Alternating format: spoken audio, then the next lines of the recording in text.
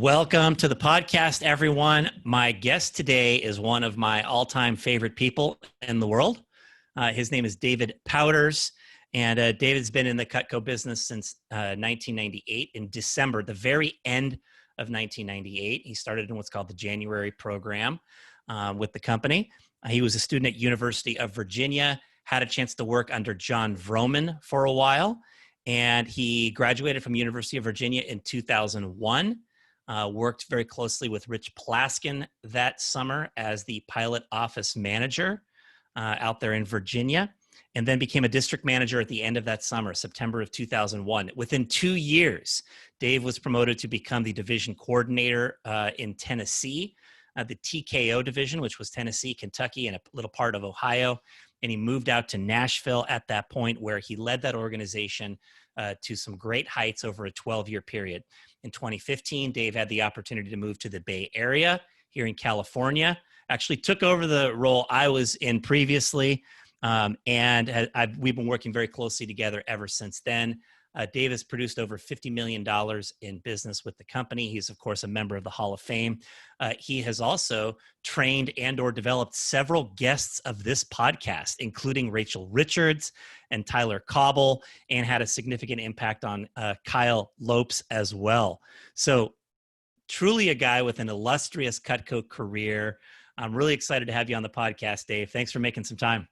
Thanks for having me, Dan. I appreciate it. Yeah, it's about time, huh? I know you're thinking that, right? It's about time. Right. It is. And I've definitely been looking forward to this. Let's just get right into how you got started with Cutco, Dave. Why don't you take us back to December of 98 and tell us how you started? Yeah, so it was December of 98, and I was home for winter break at my second year at the University of Virginia.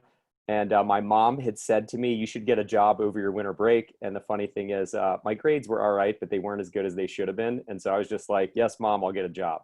And my mom had seen a sign on the road, if you remember those, Dan. And signs. She saw a sign. My mom wrote down the phone number. I called it. And the next thing you know, I was in training over my winter break. And I really only had a couple weeks to work. But yeah, I was a sign on the road. Wow, a sign on the road. And so this is right after Christmas that you started. You worked through January, then went back to school, and then when you came back for the summer, you were working with John Vroman. Is that right? That is correct. And it's funny too, because I have a similar story, Dan, as you when you started, where my parents were not thrilled when I told them I'd be selling knives for my winter break. And I got the whole, you're not good with people, you're going to fail. And I didn't have a lot of eye contact as a 19-year-old. I didn't have a lot of confidence. One summer I worked at Manhattan Bagel, and I expected the worst from customers. Like, I would get nervous before taking somebody's order because, and I'm not sure why, but that's just who I was at the time. So when I was taking somebody's order, when I was working with a client at a bagel bakery, I was a little nervous before I spoke to every single person. I expected the worst. And so I started selling Cutco. My parents gave me a hard time about it, and the rest is history. That is in stark contrast to what I think people perceive as your very gregarious personality to this day. Yeah. It's so funny that who I was at 19 is just markedly different than now. Yeah, amazing. Well, tell us about some of the experiences you had that you feel like helped to develop you, and some of the lessons that came out of those experiences. So I credit a lot, obviously, to John Vroman and Rich Plaskin, but Rich used to always say that selling Cutco was a truth serum. Like, you would find out what you were good at and what you were not so good at right off the bat from doing a job like this. And so when I was new, I was terrified to ask for the order. And it's hilarious now, because that's a part of I talk about it at the end of the final day of training. I talk about it again in advanced training, but I was terrified of saying, hey, do you want to get this? And so just learning how to ask for the order and how we're not going to get rejected, right? We'll get objections, but asking for the order, right? That was a big thing that I learned. You don't get what you don't ask for. I think about time management. That was another big thing that I realized. I was just bad at managing time. As a matter of fact, my first semester at UVA, I would typically study between 10 p.m. and 2 in the morning. And anybody who knows me knows I am a morning person. Okay. If my wife comes to me and she's asking me questions at 10 p.m., I'm like, we got to table this because I'm not a night owl. I'm a morning person. And so my first semester, my second semester at college, I was studying when everyone else was studying just because, oh, that's what they were doing. And I didn't realize that I had a time management issue. It was like a self-management, time management issue. Mm. And what's great about with Vector is I realized, hey, I'm a morning person and I learned how to manage my time. I learned my energy was highest in the morning, right? I'm more ready to go at 7 a.m. than I am at 10 p.m. And so when I think about time management, asking for the order, and then the other thing that really sticks out to me in my early lessons was just understanding how much control business owners have. I understand we might not be able to control everything, but it was funny how my dad, he was so skeptical when I started, and my parents really became great supporters. But I remember my dad, this is in the summer, so I started over my winter break, but in the summer I had, I think, 5 appointments one day, and my dad said, so how many appointments do you have for tomorrow? And I said 5. He said, how many do you want to do? And I said 5. He goes, why don't you get another one? Because chances are, if you have 5 appointments, one of them might not happen. And I remember thinking, he's totally right. And the fact that we have that information is amazing, because how many times do we just say, oh yeah, I had 5, but I only did 4. And so I just realized at an early age selling Cutco that business owners have a lot more control than they might think. That's a great insight right there. It's cool to think about how a young Cutco rep is truly a business owner, right as they start working with the company, and has that chance to have that level of control over their schedule and their pay and their opportunity and all that kind of stuff. So pretty cool. So you mentioned John Vroman, you mentioned Rich Plaskin. Beyond those two guys, I know that you have had an opportunity to work in several regions and to build a lot of very meaningful relationships with different colleagues, different mentors. You're just really well known for connecting with people, pretty much everywhere you go. And I would love for you to speak to some of the meaningful relationships you've established and what you feel you've learned from them. All right. So I'm pretty fortunate to have worked in so many different regions. I know Joe Cardillo talks about, the luckiest man in the business, and I feel that. So when I was Rich Plaskin's pilot manager, Al DiLeonardo, our president and CEO, one of them, he visited Rich's office for a day, and he took me to a meal, right? I'm sitting down with Albert, and he said to me, this new assistant division manager position had just been recently created. And I was Rich's pilot. There were other district managers in the Virginia division doing really well. And he sat down with me and he said, what do you think about the new assistant division manager role? And I said, I think it's awesome. I think it's something I aspire to certainly advance into that and beyond. And he said to me, I'll never forget this. He said, Dave, you could be the first ADVM in Virginia. And I said to him, I haven't even opened my office yet. That's going to happen in a few months from now. And he said, the whole key is relationships. He said, if you're running the business the right way and you're getting the results, he said, as long as you have good relationships with people, they're going to look to you and they're going to trust what you say, and they're going to heed your advice. And I will never forget that. I just felt like I was in the right place at the right time as Rich's pilot manager when Al had sat down with me and had a meal and gave me that information on relationships. It was quite prescient, to say the least. Yeah, that's amazing to hear that was something that came to you before you even opened up an office, and that Al was showing that foresight of how you were going to be able to develop in the business, but that the key was relationships. And I like what you said about, when you really build relationships, particularly when there's trust built between people, then that opens up your influence. People want to hear from you. And if you're succeeding on top of that, then of course they really want to hear from you. And that's where you have the ultimate influence here, at least within our business, for sure. So I was fortunate in that regard with Albert. He proved right, by the way, because 1 year after I opened my district office, I became the first assistant division manager in the region. So Albert was right. When I think about Rich, I have so much love for Rich. Rich loved the business, and Rich loved life too. And he let everybody know about it. But it was so easy to see. Rich always talked about the things that he was doing in and out of the business. And it was easy as somebody who was training to run an office or going through our leadership academy program, it was easy to see the life that Rich had. And I wanted that life. So when I became a district manager, one of my goals was to be a DVM. I wanted that life. And Rich has always been just a huge mentor to me. Mm-hmm. I think about Amar DeVay. He was my region manager in the Eastern region for a long period of time. There's a lot of stuff when I think about Amar, and I just get this big smile on my face. But one of them is the culture of growth he created. I can't remember a division meeting or a conference where we didn't have a book that he had recently read and said, you got to read this. There's so many great insights. And so Amar was great at creating a culture of growth.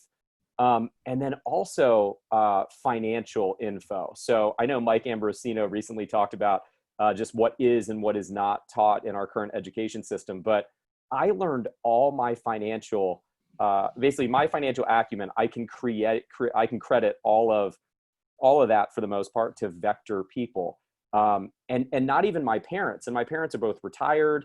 They were great savers, and we subscribed to the same stuff. As a matter of fact, there was a January trip that I was just getting ready to go on.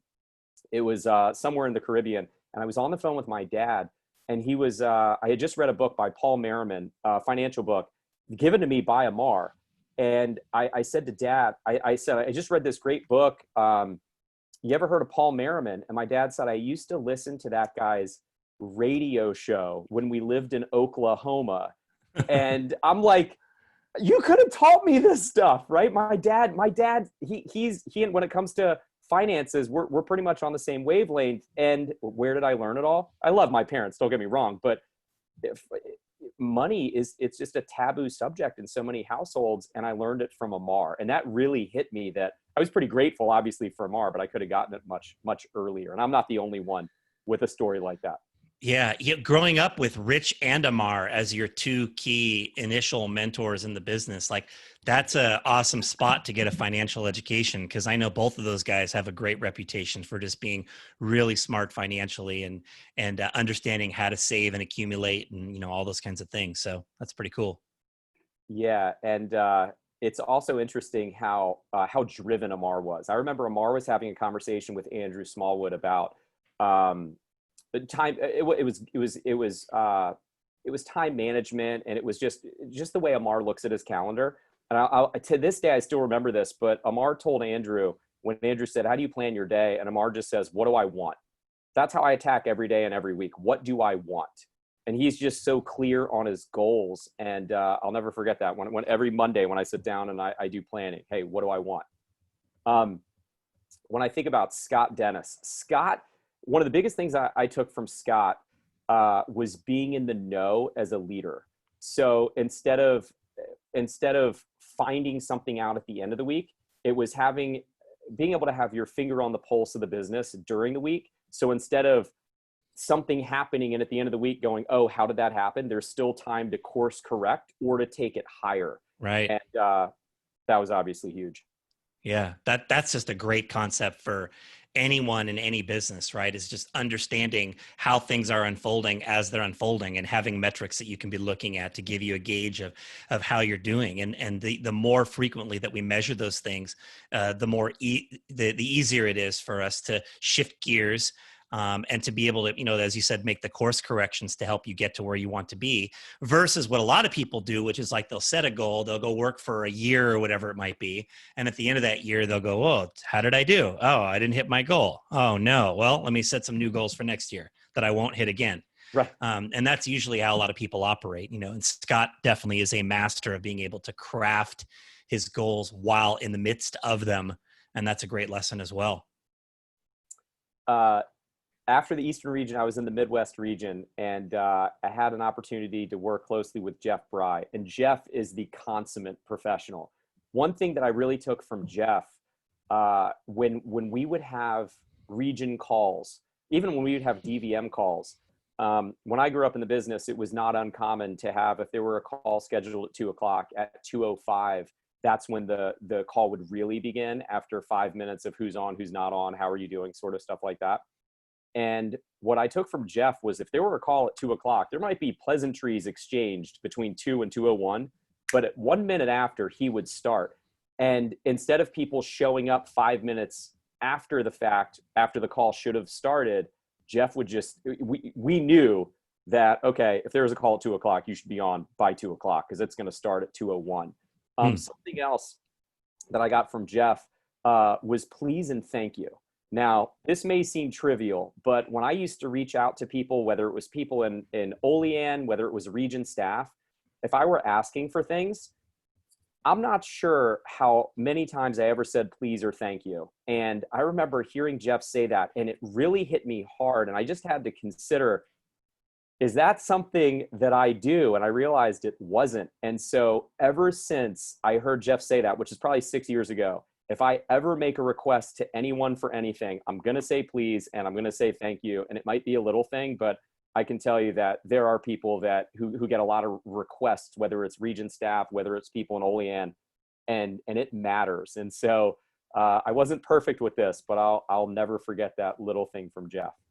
Yeah, it is a little thing, as you said, but it's a little thing that establishes in people a feeling of who you are as an individual, and how people view you and who you are plays a huge role in how much influence you have with them, and the relationships that you build. And it's one of those small things, Dave, that you do right that builds that good feeling around who you are. So that's definitely something that I've observed about you that I could say.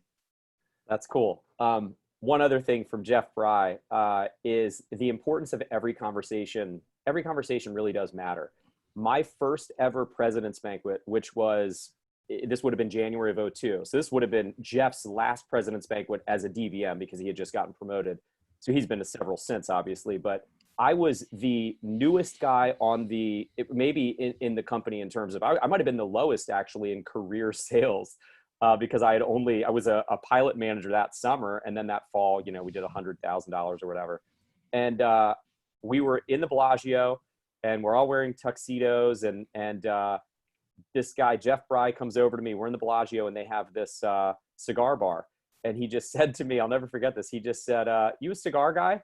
And I end up with, again, right place at the right time. But that was the first time I ever spoke to Jeff. And the kicker is Danny Lewis was Jeff's pilot that summer. I was Rich's pilot that summer. We went head to head. I think they beat us for the summer and we got him for the year. But to be able to sit down with Jeff and get to know him. And then when I found out that I was being transferred to the Midwest, I'm like, I get to work with Jeff Bry. That's great. Yeah. Because he really worked hard on relationships. I think that we've all heard having a conversation with John Kane or with Bruce, right? That you feel like you're the only person in the room. But I think I'd put Jeff Bry in there with that as well. Yeah. Awesome. So many key colleagues and mentors, Dave. Yeah. And hey, I haven't even gotten to the Western region yet. By the way, funny story.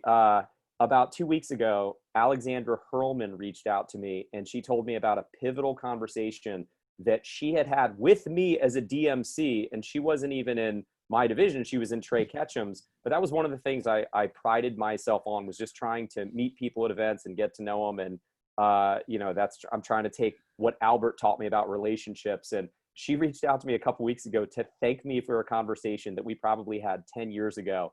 And it just blew me away. So that was really cool. There's probably a lot of those people out there, Dave, that would look at a conversation with you as having been really instrumental to them, because you really exhibit that idea you shared from Jeff, that every conversation matters, right? And really bringing full engagement to each conversation that you're having. That's something that you definitely do. Appreciate that. All right, let's move to the Western region. Dan, this is you. One of the biggest things that I've taken from you since I've been here is the idea of strong beliefs, but loosely held. And this has played out this summer of 2020, the pandemic summer. It's played out in so many different ways. So for example, I like to think I'm a good trainer, right? I like to think I'm a great trainer of representatives, Leadership Academy, all that stuff. And this summer, 3 of our top Cutco sales professionals became managers. So Carlo Cipollina, Ian Bartolome, Kyle Lopes, and they would bring things to me basically after every training that I would run for the division. They would say, hey, what about doing this? Or what about doing that? And at first I just wanted to resist. At first, I'm thinking to myself, don't mess with my training. I'm a great trainer. But to just sit back and say, all right, let me think about what these guys are saying. And what's interesting is in almost every single case that they would bring something to me, after considering it, I would say, I think they're right. And we would make the change. Mm. And so we made tweaks on the fly and it rocked. And I credit with them for coming to me, but it's that idea of strong beliefs loosely held that you've ingrained in us that it proved to be quite important this summer. Yeah. Well, thank you for mentioning that. And to be fair, that is a quote from Mark Andreessen, who is one of the famous venture capitalists here in Silicon Valley. That's where that originated, at least. And what I think is important about that idea is that as leaders, we should create an environment where people are willing to speak up, where people are willing to say what they think, where people are willing to call you out, even if they feel like, it's something that you can improve.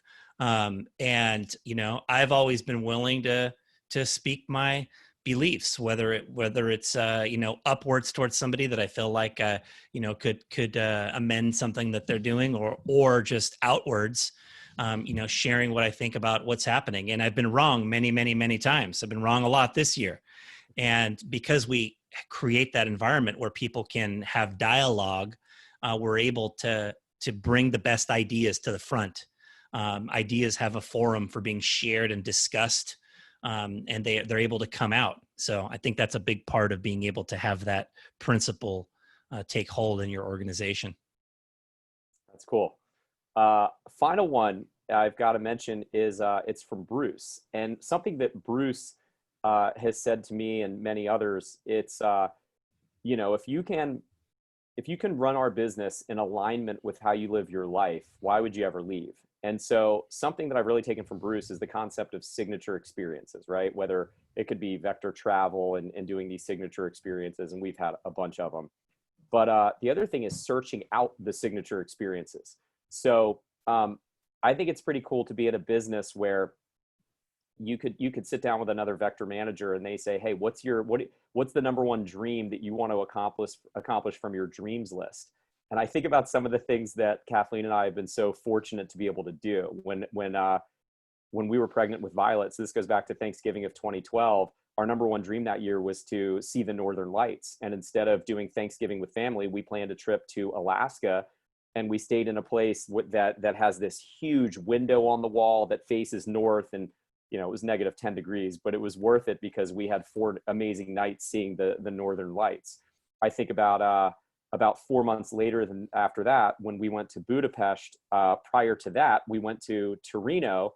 And one of my main dreams was to snowboard in the Alps. And Kathleen's a much better snowboarder than I am, but she was pregnant with Violet. And so to be able to knock that off the list, to think about, we went to Australia in the fall of 2016 for 9 days.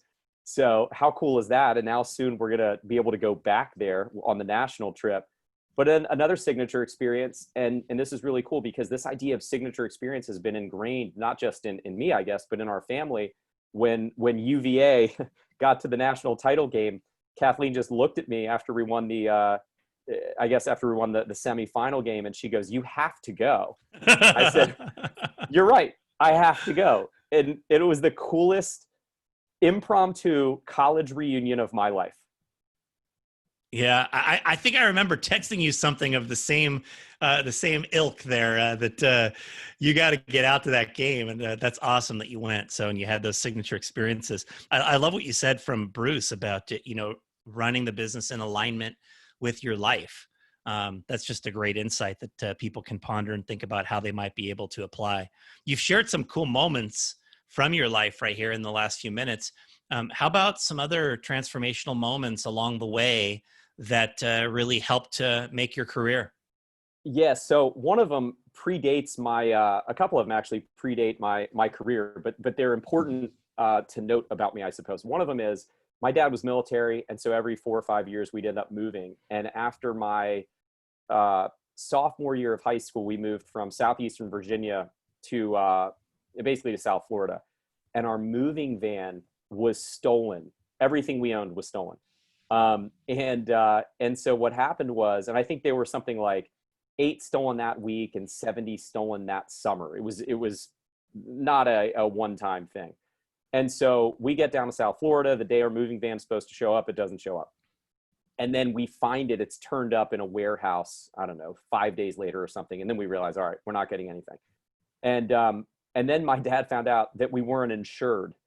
So I remember we were out at dinner or something, and we get all this bad news. And my dad just said, we have our health, we have each other. It's just stuff anyway. And I just remember the way my dad handled that, thinking, all right, I guess nothing really is a big deal. And so that really shaped my positive mental attitude, right? I tend to, whenever people talk about how 2/3 of people's thoughts are negative, maybe in an average person, but I don't think someone has to be that way, right? So that really affected me and just my outlook. Something else, my senior year of high school, I was, I guess I played varsity baseball. This was my 3rd year playing varsity. And I was not chosen as a team captain. And that really sat with me because I was pretty good. And I just realized, okay, I must not be as vocal, or maybe it's a confidence thing. And I just really remember thinking in that moment that there are things that I can do to be a better leader. And I don't know what they are yet, but I want to learn them. And that's one of the reasons I think I was so excited to sell Cutco, is I wanted to gain those skills. Another, I suppose, transformational moment would have been when I was a branch manager. So this was my 2nd summer in the business, but we didn't have a great start to the summer. We did about $10,000 in May, $20,000 in June. And then the first week of July, we had our first 10K week. And it was July 4th. And I remember Rich called me from I think he was at a barbecue. He called me and he said, hey, tell me what happened. And I vividly remember saying to Rich, I said, I just made the decision I wasn't going to let Vector beat me. And Rich laughed. And I said, what's so funny? He goes, Vector doesn't beat you. He said, it's you beating yourself, or there are things that you're in control of that you're probably not doing the right way. And he was right. I stopped when somebody would say, hey, I'm just not going to show up to a team meeting, or I'm not going to go to a phone jam that I said I was going to go to. Early in the summer, everything was okay. And then I started to have conversations about, hey, I can't force you to, but your success to me is mandatory. And if it's important to you, you should be here. Here's why. And I just started having those conversations with people. And our team, our July and August was really good. And it was just a really decision that I had made about treating people the right way and making sure that they knew their success was important to me. That's such a good insight for anybody running a Vector office, right? Is just, there's always going to be times where you feel like the job, or whatever you want to call it, is defeating you somehow, because you're not hitting a goal, or somebody else is kicking your butt, or whatever it might be. These things will always be there. And just bringing the attention and energy back to, are you giving the best to the people you have? Are you bringing your A game every day, right? What are the things that are in your control? All of those things are what help take people past that. And that's a really valuable insight for sure. I think a couple more, just soft on people, hard on results. And then that's become in an appreciative way, thanks to your teaching and John Berghoff. And as soon as I was soft on people, but hard on results, I think some people will say, oh, to be an effective leader, you've got to be, mean and hard on people, but you can be soft on people, but tough on results, and you can do it in an appreciative way. And that started getting people to not just show up to things because they were supposed to, but they wanted to, and they knew they were going to get value. And the final thing is something going back to Amar. It was a very simple, it's 2 words: celebrate struggle. Amar would always talk to us about celebrating struggle. And when things are hard, it's good because it's forcing you to learn and grow. And I think about when Violet turned 4, and now she just recently turned 7, but we got her a pedal bike. And I remember this vividly, that she was pretty good on a balance bike, but when we gave her the pedal bike for her 4th birthday, she would get on it and then fall, get on it and fall. And she looked at me and she said, Daddy, do I have to do this right now? And I said, no, you don't. You don't at all. However, you can do this. you can figure this out. I said, you've got to learn to celebrate struggle. When things are hard, you keep going, you figure it out. And within 10 minutes, she was riding that bike right around our neighborhood faster than I can run. And I like to run. And it was one of the proudest moments of my life. Hearing her laugh while she was riding, it reminds me of watching Steph Curry play basketball. He plays with joy, right? And watching Violet ride her bike like that, that was just an awesome moment. Oh, love that one, Dave. That is a great one, and certainly celebrate struggle is a great mantra to share with kids for sure. I'm certainly that's one I know I've discussed at some level, and I'm gonna rephrase it into those precise words now, so that that's a cool one. You referenced Violet. I think it'd be fitting for us to talk about your family and your kids, Dave. For anyone that doesn't know Dave, Dave is married. His wife's Kathleen. They have 3 children. Violet, as Dave referenced, just turned 7 not too long ago. Maeve, their second daughter, is 3.5. I think precisely 3.5, like right around now. Right. And then Orion, their third child, their first boy, is 8 months old. Tell us, Dave, a little bit about becoming a dad and just how that has changed you. Yeah, there are so many things. I was even thinking about this recently, just the importance of patience. Going back to celebrate struggle, I remember Maeve. There are times where she'll say, "Daddy, can you put on my shoes?" And I know she can put them on, and so I could either put them on and she doesn't learn anything, or I can talk to her about how I've seen her do it, and it might be hard, but you got to celebrate struggle. And I'm not always perfect with that, but if I can just remain patient and let her figure it out, it's funny because now she'll just put her shoes on and go. But I think that has to do with Kathleen and me being patient and making sure, since she knows how to do it, letting her do it. So patience has been important. I think about this, just the importance of schedule and how the schedule really matters now. I think about the summer Kathleen and I got married, so 10 years ago. I really let go of things in our office, but we had such competent people running those day-to-day operations that we didn't miss a beat. And Andrew Smallwood, that was when he was my pilot manager for the second summer. So I think schedule became really important after getting married and obviously having kids, that I want to be home 6 nights a week. I think about our team meeting, and if there's training in a team meeting, Kathleen knows, all right, that night I'll be doing the things I've got to do office-wise, business-wise. But it's nice to be able to say 6 nights a week, my kids know I'll be at dinner with them, and I want them to see that I love what I do. I want them to see that I work hard because I love what I do, but I also want them to know I'm going to be home for bedtime, because that matters too. Violet, even she's reading everything now, and she saw something pop up on my phone a couple of days ago, and it just said it's an alarm that goes off, or a reminder at 5:30 p.m. and it just says say goodnight to the kids. And it's funny because I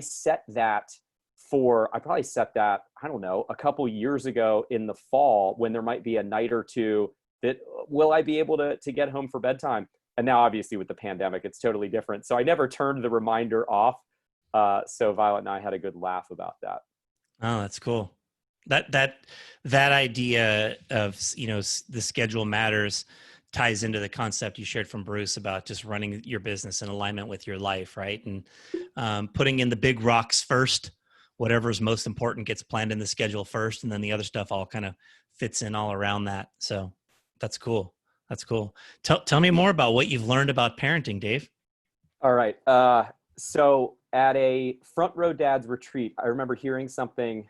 I'm pretty sure we were both there because we've been at basically the same ones for the most part. But it was the importance of taking a deep breath to increase your IQ, right? When things are happening around you and your heart rate's going up, your blood pressure is boiling, just the importance of when you can see it happening and you're aware of your emotions, taking a deep breath or a few deep breaths so that your IQ goes up, so that you can respond the way you want versus reacting. Am I perfect with this? No, I don't think anyone is, but I've gotten a lot better with that. I think about something Adam Stock has said, your calendar reflects your priorities. And Hmm. Isaac Tolpin even talked about this as well, but planning family dinner conversations, planning things out for Kathleen, for the kids, not just work, but we do a lot of planning from a business standpoint. And are we doing, planning for the family? Are we doing planning for the kids? So that's been huge. I think about being aligned with Kathleen on parenting style and what we say yes to. So for example, uh, it's okay to say, hey, that's a great question. I don't know. Kathleen, mommy and I are going to talk about it. And so just being aligned with her. I also think something that I've learned is that there are resources that are out there. There are podcasts to listen to, books to read, and it shouldn't be business all the time. And I've been guilty of that in the past, where I'd be reading business book after business book and picking up a parenting book or picking up, it could be, it's funny, if you look at our bookshelf at home, Kathleen has, she's read a lot of the parenting books and there are certain books that we'll go back to, certain chapters, to have siblings versus rivals. That's an interesting idea, right? Siblings who get along, and just knowing there's resources that are out there.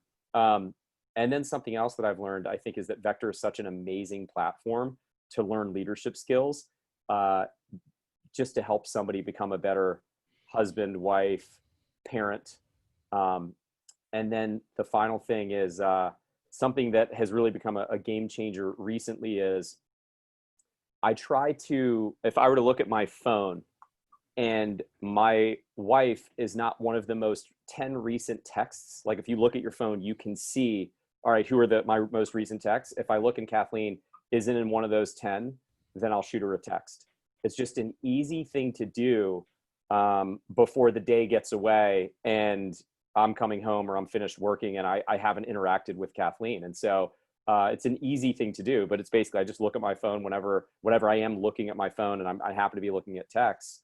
Oh, she's fallen off the screen. Let me shoot a text to her and see, how her day is going, how the kids are doing. Right. And I think that's helped with having a just growing, healthy marriage, which in and of itself is something we've learned from parenting, the importance of having a healthy, growing marriage, because that makes everything else easier.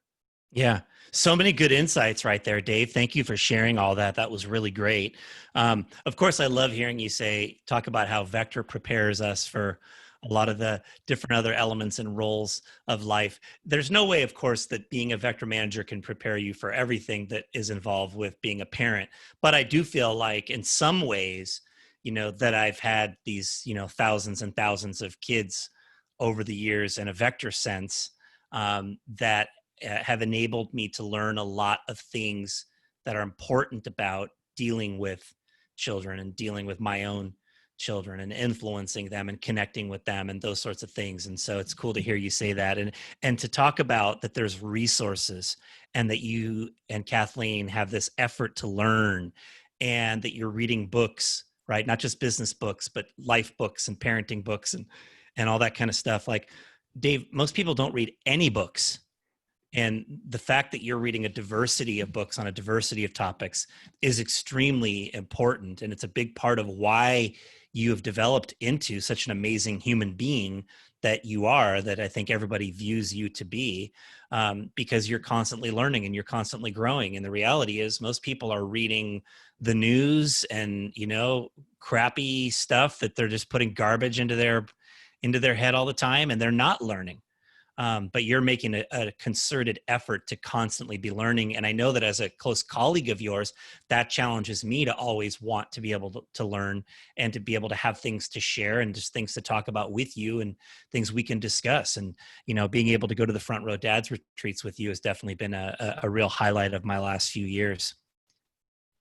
You are known by a lot of people as a very principled person with really impeccable integrity.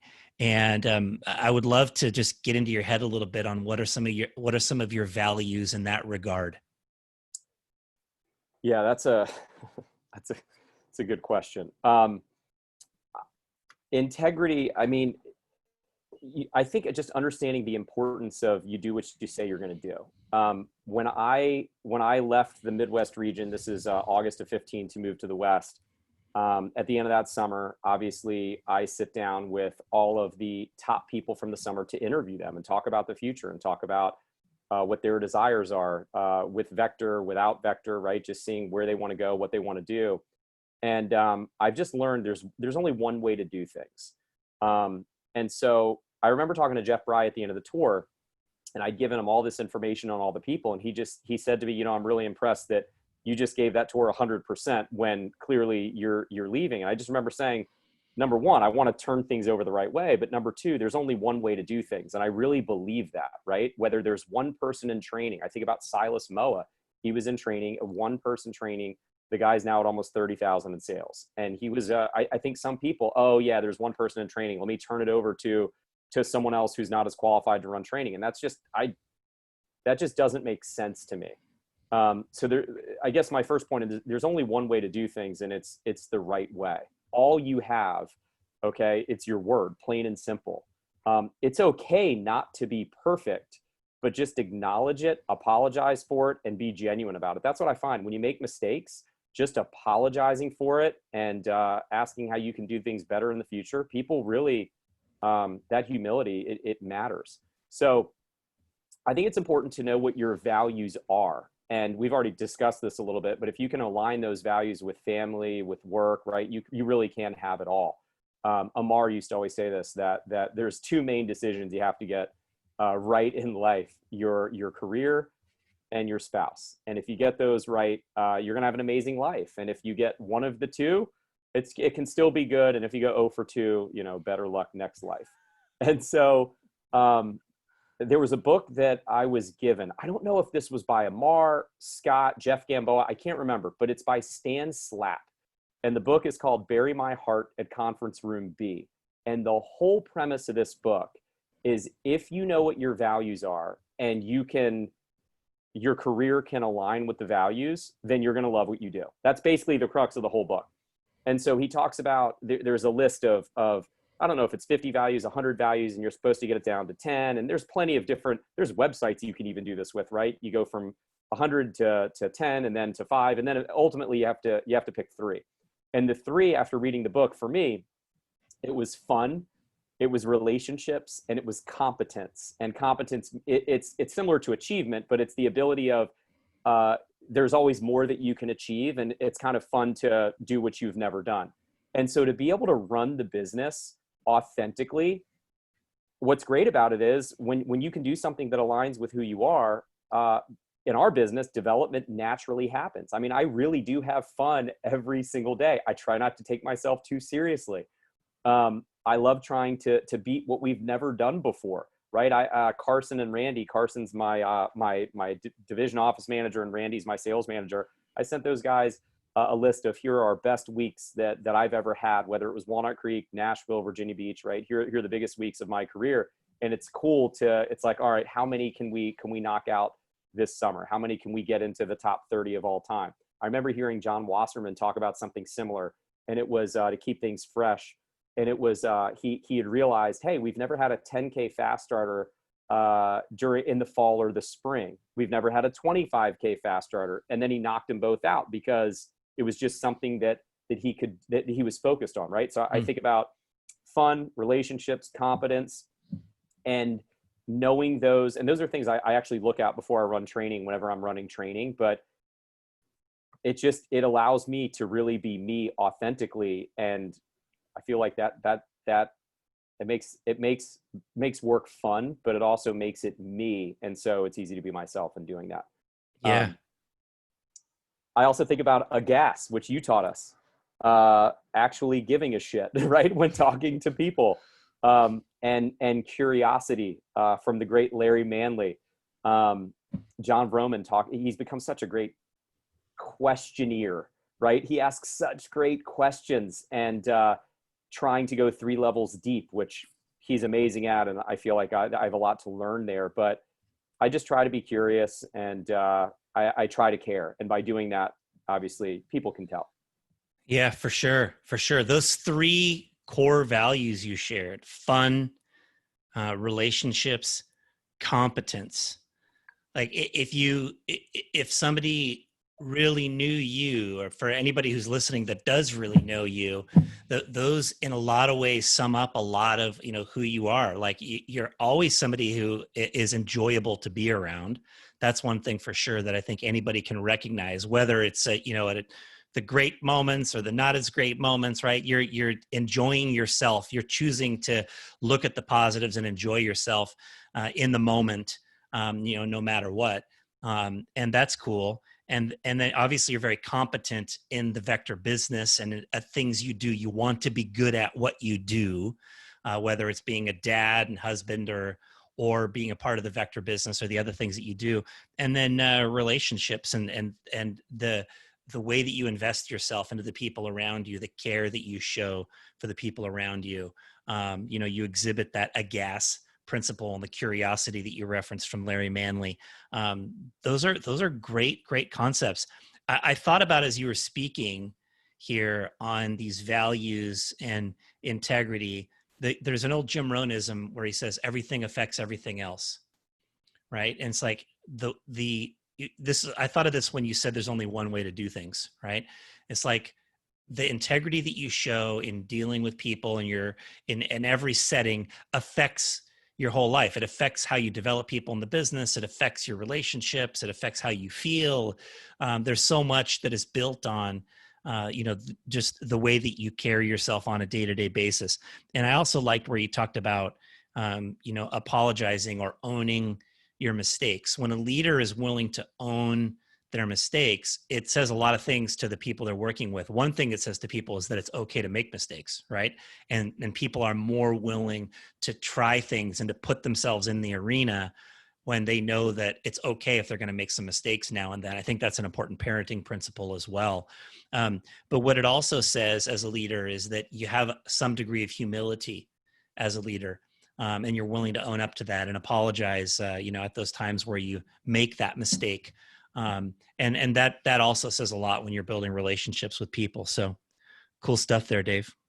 Yeah, and I think just to add one thing, it's those values, right? It's not just in the business world, but it's everywhere. It's all the time. It's at home, right? So like my kids know that it's there are so many times where we're playing around and we're just having fun, and to be who you are at work. In other words, instead of having this person is in work mode, this person's in family mode. It's nice to not have to when you can be yourself all the time.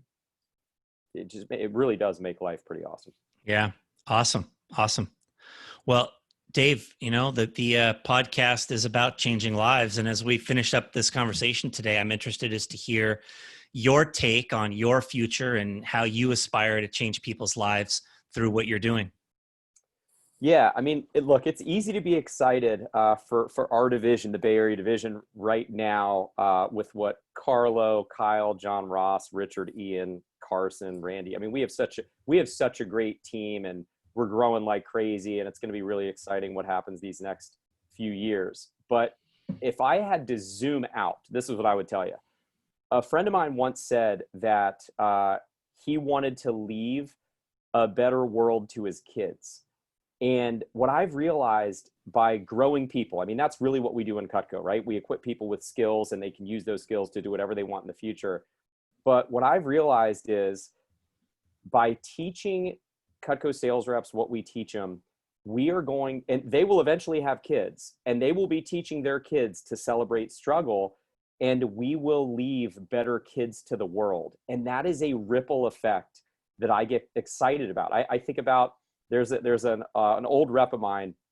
His name's Nate. He's 3 years younger than me at UVA, and he started selling Cutco when I was his pilot manager in Rich's office. And I remember when Nate and his wife had their first kid, he sent me a message saying, "Dave, you're not going to believe this. I'm teaching my kid stuff that you taught me, 15 years ago."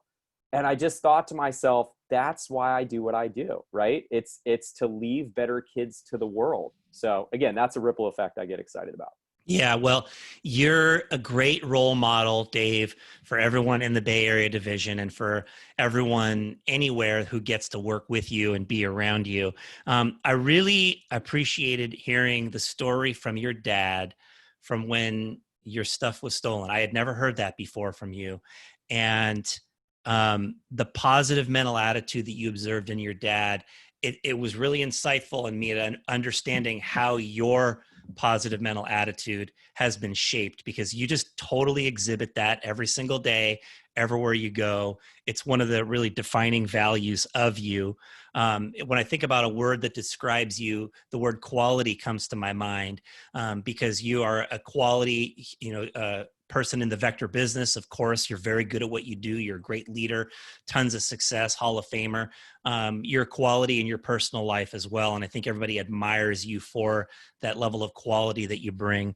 And I'm just grateful to be able to have you as a captain on my team. I know you miss being a captain on that baseball team, but you're a captain here on the team that we're a part of. And I'm grateful for that and thankful that you made time for the podcast, Dave. Thanks, Dan. It's been an honor. I appreciate it. Awesome.